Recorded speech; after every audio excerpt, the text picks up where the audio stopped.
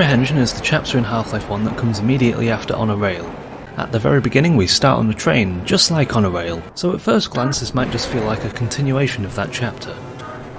What does Apprehension mean anyway? In other games from the 90s like Quake, you'd have some interesting names like the Wizard's Manse, Satan's Dark Delight, and Azure Agony, but I feel like Half-Life names its chapters quite differently. Overall they can be split up into 4 categories. Cool sounding names that are vaguely sciencey, such as anomalous materials, surface tension, and questionable ethics. Quotes from in-game NPCs such as "We've got hostiles" and "Forget about Freeman."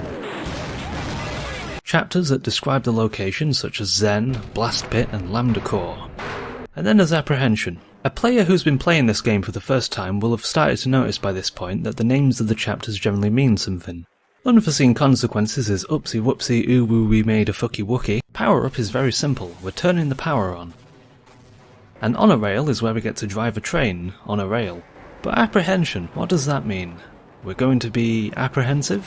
And then the game very quickly agrees with you and decides to derail your train and send you hurtling towards the bottom of an old rusty pit.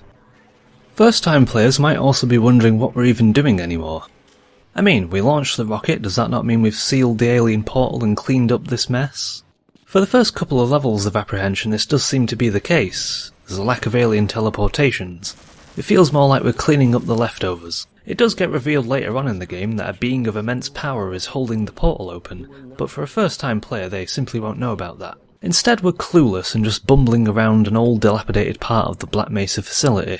Even after we've launched the rocket it does feel a little bit unnatural with how you progress. I imagine some players might not realise that they've got to walk back through these doors. After we travel through some collapsing, flooded hallways we eventually get to the part with the shark. This part always unnerved me when I was a lot younger. There's just something scary about a deep dark murky body of water with a monster in it. Why is there an alien shark here? There's a diving cage suspended from the ceiling, and whilst it is rusty like everything else here, it wouldn't make sense for it to be here otherwise. I think the idea is that this shark was placed here, as it is later revealed to the player in questionable ethics, and towards the end of Lambda Core, the scientists have been going to Zen for quite some time now and have been bringing back specimens. Before the survey members started being collected themselves, that is.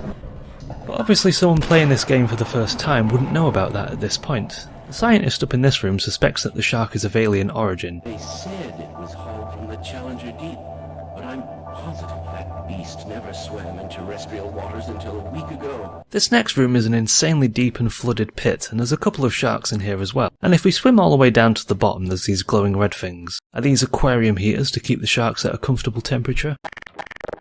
Speaking of sharks, there's also a shark later in Surface Tension. This one feels more like a teleportation accident though, since I don't think Black Mesa's scientists would intentionally want them out in the open like that.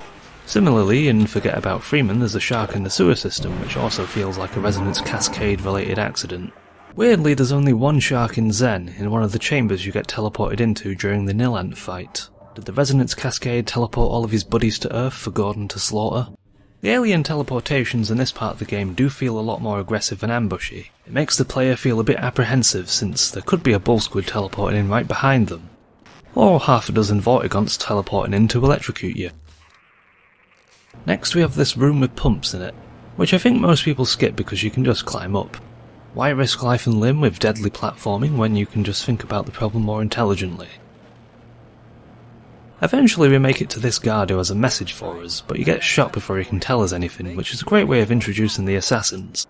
The assassins are a pretty rare enemy in Half-Life 1, appearing only in 2 locations, here and later on in Lambda Core. This area feels like it's setting you up for a boss fight of sorts. There's lots of ammo, some health, and some moths. However, after walking through this door towards the conspicuous health charger, we get apprehended by some soldiers and dragged along a hallway while they chuckle to themselves.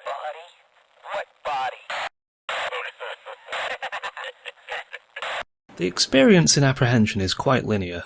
I'd say up until this point in the game there's a bit more focus on interconnectivity, having chapters and levels loop back on themselves and reusing spaces effectively in a realistic way. For example, in Anomalous Materials you head down to the test chamber, and then right after that in Unforeseen Consequences you walk back up through the same place. We've Got Hostiles is one giant loop back round to where you started. Power Up has you head downstairs to turn the power back on, and then you head back up through the same area back to where you started. And On a Rail has lots of winding tunnels with the rocket silo as a recurring landmark. And yet Apprehension breaks this pattern and is a lot more straightforward and doesn't feel as interconnected as previous chapters. It makes the areas you travel through during the chapter feel more like a loose string of rooms and corridors that weren't really meant to connect. It is a little bit disjointed, but it also makes you feel like you're slipping through the cracks. In a sense, I suppose this chapter is like you're being guided along a very linear path into the surprise party that the soldiers have arranged for you.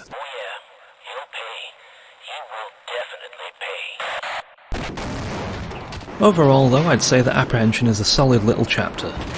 It challenges the player's expectations, throws in underwater segments to test the player's underwater navigation abilities. It also gives us a brief taste of the crossbow before taking it away from us.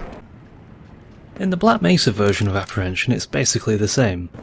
Everything does seem a bit brighter, and it feels like a lot of the damage here is a lot more recent, as opposed to Half-Life 1's Apprehension, which makes it feel like an old and abandoned place that's more recently been repurposed into a fish tank for alien sharks. However, for some reason the Black Mesa version removed the moths.